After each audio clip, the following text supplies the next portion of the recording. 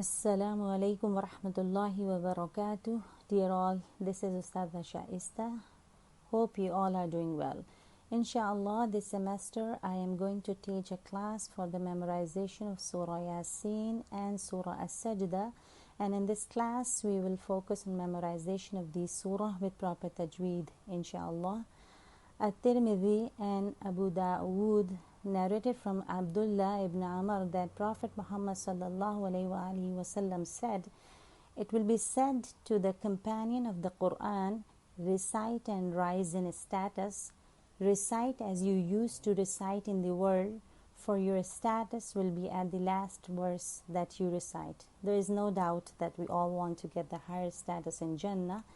I encourage you all to enroll in this class because this is the best opportunity for you all to start memorizing these surah right before the blessed month of Ramadan, so we can read these beautiful surah in Qiyamul Layl during this sacred month of Ramadan from our heart, inshallah.